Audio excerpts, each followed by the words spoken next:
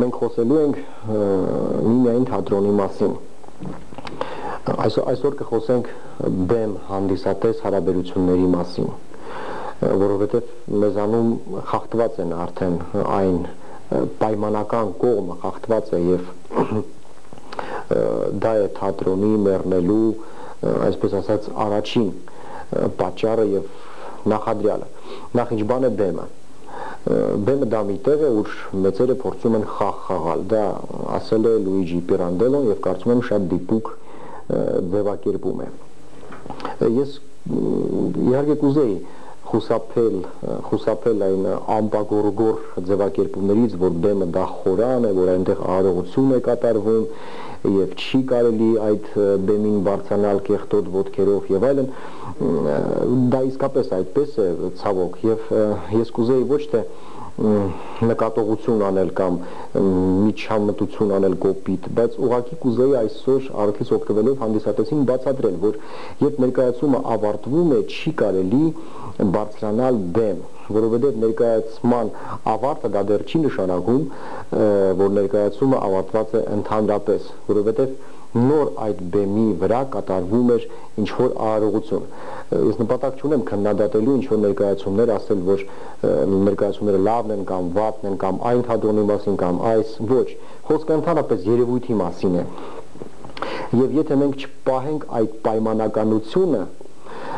ապա թատրոնը կջարդվի եւ կմեռնի ընդհանրապես։ Այդ պայմանականությունը պետք է պահի եւ դերասանը եւ հանդիսատեսը։ Դերասանը շատ հաճախ անհարմար դրության մեջ է լինում, երբ ներկայացումը ավարտված է եւ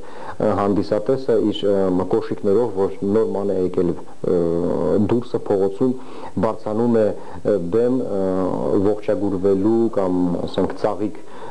տալու նպատակով։ Իհարկե այդ պոռթկումը ազնիվ է, շատ նորմալ է եւ ճիշտ, բայց դրա համար կա ձև հանդիսատեսը միշտ պետք է կանգնի բեմից ցածր, որովհետև բեմի վրա իրավունք ունի կանգնելու միմիայն դերասանը, այնպես ինչպես ասենք քահանան իրավունք ունի անելու այդ ասենք ծիսակատարությունը, որը կատարվում է եկեղեցում։ Պատկերացնում եք պատարագը ավարտվի եւ մենք բոլորս վազենք այնտեղ բեմ այդ գծից այն կողմ եւ սկսենք քահանային ձեռքով բարևել, այսպես ողջագուրվել, հետո ասել, որ ինչքան լավ էր այսօր ապրես։ Իդեպ մեզանում այդպիսի դեպքեր են պատահում, օրինակ շատ հաճախ կաթողիկոսի հետ մեր պետական այրերը բարևում են ձեռքով կամ ուղղակի այսպես փաթաթվում է ողջագուրվում հետը եւ ոչ միայն կաթողիկոսին ուղղակի որևէ ասենք հոգեվոր անձի այդ դա է պայմանաձևի խախտում, էթիկայի խախտում եւ բնականաբար քահանային կարելի է իմանալ անձամբ նայել է մարդ ասենք կարելի է լինել նրա հարևանը ունենալ հետո ասենք ավելի ինտիմ հարաբերություններ բայց ծեսի ժամանակ կամ երբ որ նա աշխատանքի է կոպիտ ասած այդ ձևը պետք է պահպանվի եւ միայն այդ դեպքում աղոթողը հավատում է որ նա գտնվում է եկեղեցում եւ դեմը կանգնած է Աստծուն մոտ կանգնած մարդ դա էլ է ձև խոսքը ցուցամոլության մասին չէ այլ այն ձևի մասին է որը անպայման պետք է պահպանել պատկերացնում եք որքան անհեթեթ տեսք կունենան դերասանները եթե դուք որպես հանդիսատես նստեք եւ իրենց ասենք չհավատաք նրանք չկարողանան ձեզ խաբել կոպիտ ասած եւ դուք էլ չուզենաք խաբնվել ապա այդ դեպքում յուրաքանչյուր լավագույն աշխարհում յուրաքանչյուր գրված պիեսը ուղղակի կխաղացվի շատ մեղմ ասած սխալ եւ դերասանները ուղղակի աննորմալի տպավորություն կթողնեն լացելով ինչ որ կրքեր բորբոքելով խոսելով ինչ որ բաների մասին որը դες համար խորթ է եւ դուք նրանց չեք հավատա իսկ ինչպես հավատաք դերասանին եթե ներկայացումից հետո բարձրանաք այդ տեղը որտեղ որ պետք է լինի միմիայն նա եւ կարողանաք իրեն հավասարվել եւ ձեր զգացմունքները արտահայտել։ Հա, այսօր այսքանը, մյուս անգամ մենք խոսենք դարձյալ նման պրոբլեմների մասին, որոնց մասին այնքան էլ հաճախ չեն խոսել մեր թատերագետները կամ թատրոնի մոտ կանգնած մարդիկ։ Քիչ էր մնում մոռանային։ Նոյեմբերի 26-ից մինչև դեկտեմբերի 2-ը հյուրախաղերից առաջ դուք մի բացառիկ հնարավորություն կունենաք դարձյալ դիտելու ԻՕ ներկայացումը։ Փոստի թատրոնում, այսինքն Թումանյան 22, ժամը 19-ին։ Ասեմ նաև, որ այս ԻՕ ներկայացումները տարբերվելու են սկզբունքորեն անցյալ ԻՕ ներկայացումներից, որովհետև այն բաղկացած է լինելու երկու մասից, այսինքն ԻՕ ցարտմանկություն եւ երկրորդ մաս ԻՕ։ Խնդրում եմ ելնելով մեր հաղորդման, այսպես ասած, բովանդակությունից, բեմ ծաղիկներով չբարձրանալ։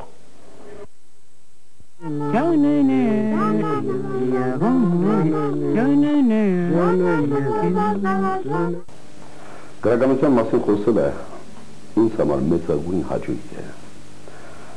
Մի բան, որ ուղեկցել իմ ամբողջ կյանքի ընթացքում։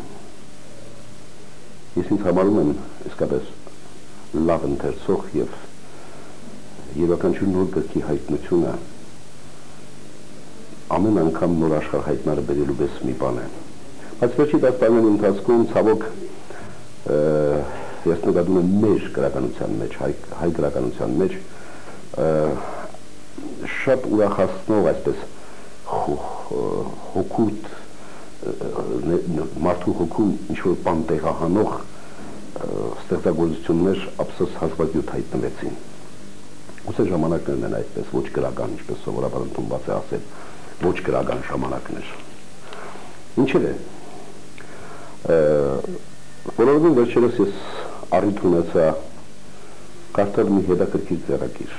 Խոսքս Վահրամ Մադրոսյանի «Սողանք» վեպի մասին։ Ճիշտ է, ձեռագիրը մոտ 100 էջ է, բայց իսկապես տարողունակության իմաստով լուրջ վեպ է։ Ինչը հիացրեց ինձ այդ ստեղծագործության մեջ։ Նախ գրողի համարձակությունը մտնել չհետազոտված տարածք, այսինքն մի տարածք, որը գրականության համար հետազոտված չէ առ այսօր։ Դա նշանակում է վերջի մեր 10 տարվա կյանք։ Վերջի 10 տարվա կյանքը վերածել գրականության, ստեղծել գեղարվեստական գործ, ստեղծել հերոսներ եւ այդ հերոսները լինեն ոչ միայն հստակ կենթանի, այլև միաժամանակ լինեն այլաբանության մեջ, իդեպ դա առաջի հայացքից է թվում։ Առաջի հայացքից դպավորություն կա, որ վեպը հեղինակը վերցրել է մի, այսպես ասած, վիրտուալ իրականություն։ Բայց այդպես չէ։ Երբ որ ստեղծագործությունը ավարտում ես, զգում ես, թե ինչպես ճանաչում ես բոլորին, հերոս առ հերոս, փողոց առ փողոց, տրամադրություն, մարդիկ, մեր կյանքը ամբողջությամբ այնպես ինչպես մենք կանք, մեր լույսով, մեր ստվերով։ Ով է Վահրամ Մադրոսյանի հերոսը։ Նախ ես Վահրամ Մադրոսյանի սխրանք բառը ես, եթե օգտագործեցի չեմ, ներմուն երկրորդ անգամ օգտագործել, համարում եմ սխրանք, որ եսով սկսելով, առաջի դեմքով գրելով,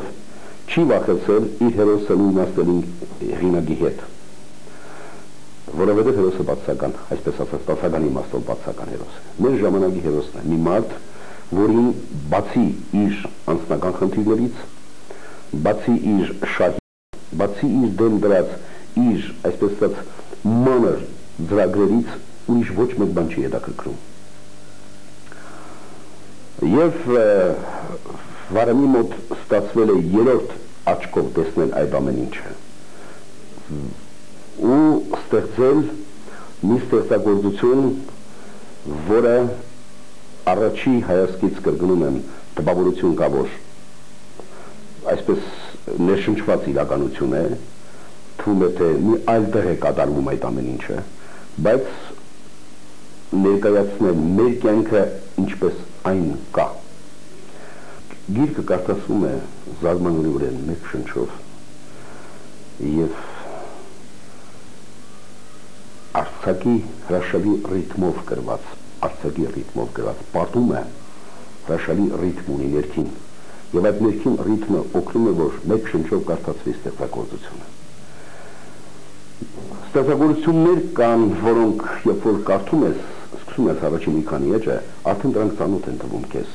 Ստեղծագործություններ կան, որոնք եկել են գարցիստե գրականությունից։ Դրանք քեզ ծանոթ են թվում, եւ պատումը, եւ ոճը, եւ ծանոթ է թվում քեզ մտնոլորտը, վեպը սկզբից մինչև վերջ ընթերցողի համար մնում է անհայտ, թե ինչպես է ավարտվելու այդ վեպը։ Եվ դա է, որ կայթագղում տանում է ընթերցողին, տանում է մինչև վերջ։ Բոլորս էլ մտածում էինք, բոլորս էլ սպասում էինք, որ մեկը մեր օրերում, մեր կյանքի մասին, մեր գրողներից մեկը, ով է լինելու մտածում էինք առաջինը, որ կարողանա մեր կյանքը վերածել գեղարվեստի փաստի, դարձնել գեղարվեստ, ստեղծել գրականության փաստ դարձնել, իրականությունը դարձնել գրականության փաստ։ Եվ ահա այդ մեկը եկավ, դա Վահրամ Մարտիրոսյանն է, իր սողանք վեպով։ Երբ որ վեպը ավարտեցի, հիշեցի Վահրամի մի հրաշալի բանաստեղծությունը։ Կարծես թե այս վեպին Վահրամը ինքն էլ էր սպասում, ոչ մենակ ես, ոչ մենակ վաղը մյուս օրը ընթերցողները, ովքեր կկարդան, ես կարծում եմ, որ անպայման շատ հետաքրքիր է կարդացվելու այս եւ հետաքրքիր խորհելու տեղիք է տալու վեպը։ Մի բանաստեղծություն հիշեցի Վահրամից, որից մի քառադող ես հատուկ ուզում եմ գրեցի մոտս եւ հատուկ ուզում եմ կարդալ։ Վերջի քառադողն եմ կարդում, բանաստեղծությունը երկար է։ Այժմ բարձր ու ցանկալի ոչ մի տեղում ձեռնահաս վայեկներից մթագնած սպասում եմ նամակի, գիտեմ գրված է արդեն ծրարվում է այն ահա, բայց ինչու չասացին, որ երբեք չեն ուղարկի։ Հրաշալի բանաստեղծություն է, ես վաղուց էի սիրում այս բանաստեղծությունը եւ վեպը կարդալուց հետո հիշեցի այս ստեղծագործությունը եւ զգացողությունս այնպեսին էր, որ այս այն նամակն է, Վահրամի վեպ այն նամակն է, որին սպասում էին բոլորս եւ որին հեղինակ ինքն էլ էր սպասում։ Նամակ վեպ, որը հասցեագրված է բոլորիս մեր կյանքի մասին Վահրամ Մարտիրոսյանի աչքերով եւ մեր կյանքի մասին, որը մեզ երկար ու ծիկ խորհելու մտածելու տեղիք է տալիս։ Ում ենք ստեղծել մենք, ով է մեր ժամանակի հերոսը։ Այն ում ներկայացնում է իր վեպում Վահրամ Մարտիրոսյանը, մենք բոլորս ճանաչում ենք ու չենք սիրում։ Մեր հասարակության մեջ, մեր կողքին ապրում էր այդ մարդը, այդ հերոսը, որը գրականության մեջ ընդունված է անվանել հակահերոս, անդիհերոս։ Անդիհերոսը գոյություն ուներ, կար։ Անդիհերոսի մասին մենք խոսում էինք, որպես համազգային խնդիր, որպես ազգային խնդիր, որպես պետական խնդիր, սակայն այդ հերոսը մեր գրողներից ոչ մեկը ըստ էության այդպիսին չէր տեսել, չէր ճանաչել իրեն։ Վահրամ Մարտիրոսյանը ճանաչեց ու ներկայացրեց հակահերոսին համադրած սոխքի պայմաններում։ Այս է Վահրամի գրքի մեծագույն արժանիքը եւ ես կարծում եմ, որ այդ գիրքը շատ կսիրվի, այնպես որ խորհուրդ եմ տալիս կարդալ այդ գիրքը։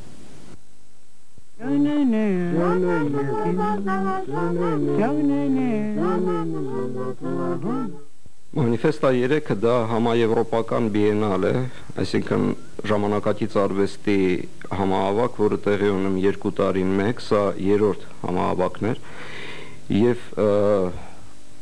այս տարի այն տեղի ունեցավ Սլովենիայում։ Ինչու Սլովենիայում։ Մանիֆեստան չունի ստաբիլ վայր իրականանալու համար, քանզի ամեն տարի ինքը փոխում է իր ցուցահանդեսի դեվիզը, կոնցեպտը եւ ըստ այդմ նա ընտրում է վայր անցկացնելու այդ արվեստի բիենալը։ Այս տարվա կոնցեպտը կոչվում էր սահմանագծային սինդրոմ, այդ տերմինը փոխառնված է հոգեբանությունից եւ բիենալի համադրողները, այս տարի կային 4 համադրող, դա Կատրին Ռոմբերգն էր, Ֆրանչեսկո Բոնամին, Օլե Բաումանը եւ Մարինա Հլավայովան, նրանք օգտագործել են այդ տերմինը դրա համար, որպեսզի ցույց տային այն բոլոր փոփոխությունները, որոնք տեղի են ունեցել Եվրոպայում, եվրոպացու հոգեբանության մեջ։ Ամբողջ եվրոպական ինֆրաստրուկտուրայի մեջ, որը փոփոխության էր ենթարկվել, մշակութային ինֆրաստրուկտուրայի մեջ, որը փոփոխության էր ենթարկվել Բեռլինի պատի փլուզումից հետո, եւ որքանով է այդ սինդրոմը տարածվում։ Եվ այս տարի փաստորեն Հայաստանից առաջին անգամ արվեստագետ մասնակցեց մանիֆեստային, եւ այդ արվեստագետն էր Ալեքսանդր Մելքոնյանը։ Ալեքսանդրը այսօր արտիստոտելի հյուրն է եւ ես կխնդրեի Ալեքսանդրին մի փոքր պատմել մանիֆեստայի մասին եւ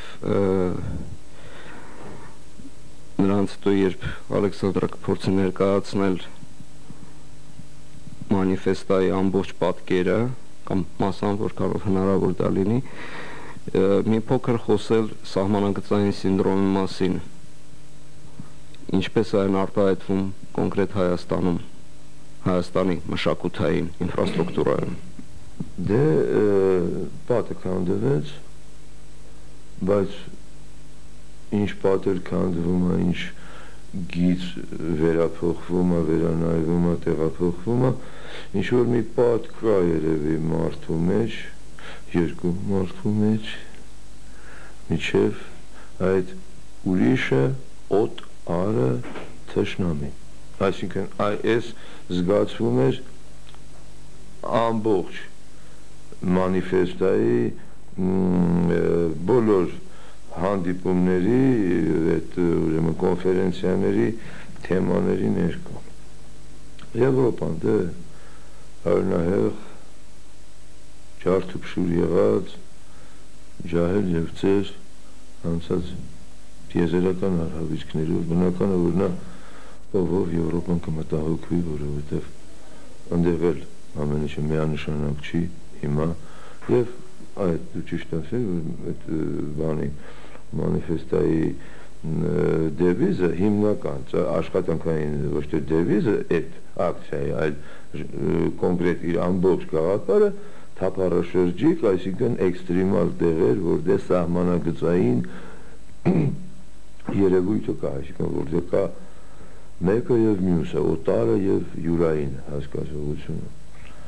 Դե Հայաստանը հետո գիտես ինչն է հետաքրքիր, որ այնտեղ իրանք դες ասեն, եթե հիշում ես, մի մտածեք ինչ կտա Եվրոպան ձեզ, մտածեք ինչ կտաք դուք Եվրոպային, դա առաջի հերթին, որովհետեւ Եվրոպան իրոք որ պետք է հասկանա, որ երբ որ նա հիմա ինչ որ բաներ ունի, նա հասկանում է, ուրեմն ինչ որ ուրիշ տարածքներ, ուրիշ մշակույթներ, ուրիշ ցիվիլիզացիաներ արդեն չունի։ Այսինքն Եվրոպան հետաքրքիր որ աշխարհում եվրոպական ճաշակը, եվրոպական ամեն ինչը գերակշռում է, բայց նա շատ երիտասարդ է եւ միաբևեռային։ Եվ հիմա մենք տեսնում ենք այս երևույթները մի կողմից արևմտյան, արևելյան եւ եվրասիական, մանավանդ նա շատ մեծ հետաքրքրություններ ունի եւ Եվրոպան, եւ արևելքը, եւ հեռավոր արևմուտքը, բարձր երկրի մասնախոսքը, Ամերիկան շատ հետաքրքրություն ունի այս երկբևեռային կենտրոնաձիգ հասկացողության, Եվրասիայի։ Իսկ մենք դե Եվրասիայի, եթե նա երկբևեռային, ոնց որ ասում են, պահում է երկու առյուծին, դա պրոշյանների դոմանշան, մենք ուրեմն Եվրասիայի Եվրասիան ենք, այսինքն եթե նա երկբևեռային է, մենք քառաբևեռային ենք, որտեղ ունենք հյուսիս-հարավ, արևելք-արևմուտք։ Երևի մենք իրանք մեզ ավելի լավ են, դե ենթադրում եմ, որ ուսումնասիրում են, այսինքն ոչ թե վատ իմաստով, բայց բոլորն էլ հիմա ովքեր ունեն, այսինքն սենց ասենք քաղաքակրթությունները ուսումնասիրում են միմյանց, որտեղ ամբողջ եւ ինտեգրացված է եւ միևնույն ժամանակ այդ անտեսահմանագծային սինդրոմը կա, պատերը քանդում ես, մեկը մարդկանց մեջ կա, ես փոխում ես, պայմանական ընդունում ես, բայց կա։ Այ հիմա այս ուսումնասիրությունների շուրջն է ծավալվում եւ Եվրոպայում ընդհանրապես զգացվում է լուրջ որոնումներ հետո ինչ, որովհետեւ Հիմա նրանք լուրջ կրիզիսների ու մարդկային հոգեբան, այսինքն կրիզիսներից տարբերվում են, մեր ասենք թե երշիկի կրիզիսը, արդյունաբերության կրիզիսը իրանց մոտ մի քիչ ավելի ուրիշ, արևմուտքում ուրիշ, խոր արևելքում ուրիշ, բայց որ որոնումները ինտեգրացված աշխարհում կան եւ գոյություն ունի ես եւ մյուսը, թշնամին եւ յուրայինը, օտարը դա կա, դա ոչ մի դեկլարացիայով չի լուծվի, եթե չլուծվի արվեստի եւ այն որ դու ասեցիր, արվեստը, աշխարհը արվեստի ձեռքում, բայց ոչ կառավարությունը իհարկե։ Ասած ես կենցաղային մակարդակով մի շատ հետաքրքիր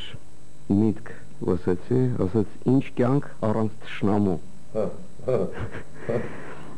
Ինձ հետաքրքրեց բավականին այդ գաղափարը, նամանավանդ որ վերջերս այն ավելի ու ավելի դառնում է ակտուալ մեր իրավիճակում, իրականության մեջ, եւ ես կցանկանայի, որ դու անդրադառնայիր մի փոքր հենց քո գործին, վերնագրին, նամանավանդ, եւ մի քիչ պատմեիր հենց այն գործի մասին, որ ներկայացված էր մանիֆեստայում։ Ռոջան, դե մի անգամից ասեմ իհարկե ինչ կյանք առանց թշնամին էլ ուղղակի ներսում ասում ամեն մարդու թշնամին իր հիմարությունն է։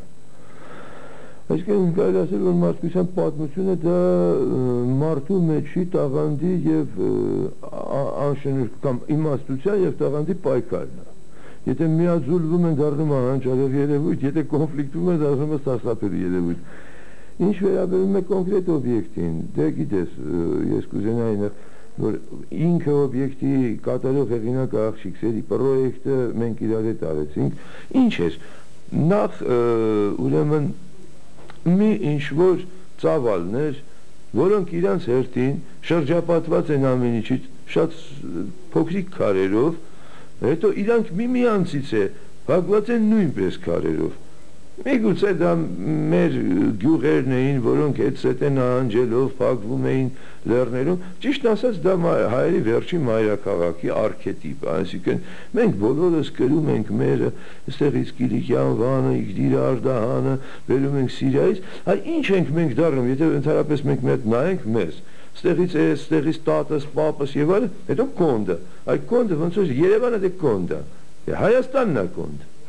որովհետեւ քշե բերել են այստեղ, հավաքվել ենք, դες փակվել ենք, համ բոլորից ենք վախենում, համ իրարից ենք վախենում, որտեվ այդ կա, որտեվ